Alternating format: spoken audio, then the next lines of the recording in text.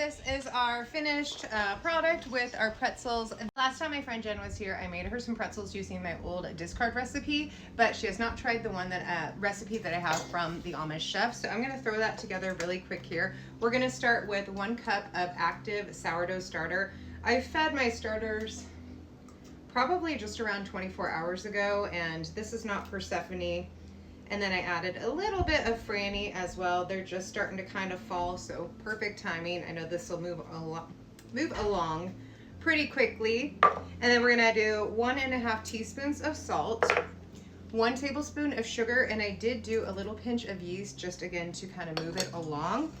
And then 4 cups of all-purpose flour, as well as 1.5 cups of warm water. I just kind of boiled this on my tea kettle, not boiled, but heated it up to about 110 degrees. Throw that on the mixer and just mix it until a dough forms.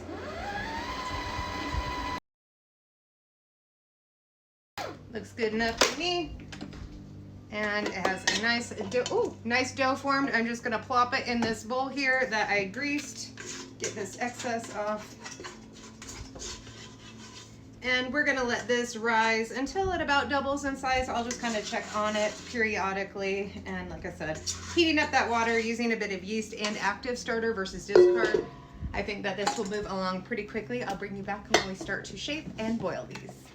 They kind of got away from me, but this is our pretzel dough now. So we're gonna get this shaped. I have a couple different soups going in here. So I actually have my water outside boiling. So we'll just go out there to do it.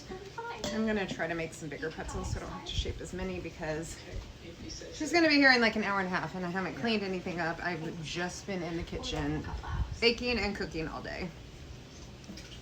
So we'll just roll these out into long groups.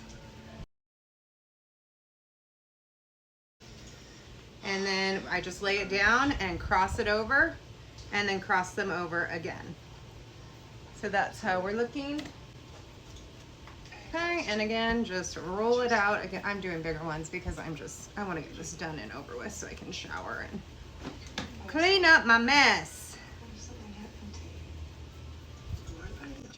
I just try to keep it as even as I possibly can with the thickness of it.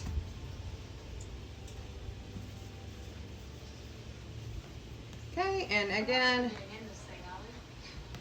cross it over, cross it over. That's how they look. Okay, once again, cross, cross. That's how she looks. I'm gonna finish shaping these. I'll bring you outside to boil. Sorry, it's pretty dark out here, but all I'm gonna do is boil these for about 30 seconds in boiling water with baking soda. And then we are gonna get these ready to get in the oven. I'm kind of pushing it with space here, but I'm in a hurry and I have some buns that need to be taken out. So BRB.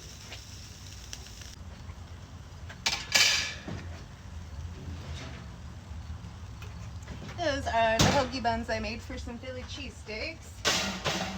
And then we are just gonna get these onto a cooling rack to kind of drain off that excess water before we throw them in the oven. I also do an egg wash before I put on any salt.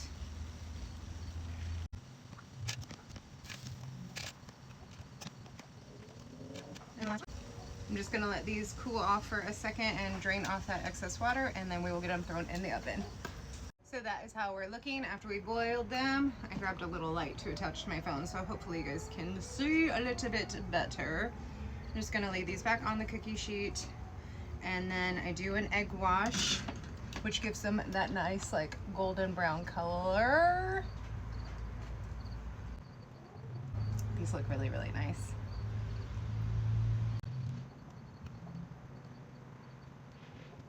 I do a sprinkle of coarse sea salt. I just get this one at the $1.25 store. It's just like perfect for pretzels. Bake these at 450 for 13 to 15 minutes. And I'll bring you back when I'm all done. Very nice and poofy and just stunning. I'm excited for my friend to try these because like I said, I used a different recipe last time and these look absolutely beautiful. We do have another batch in the oven outside with cinnamon, sugar, and a little bit of brown sugar.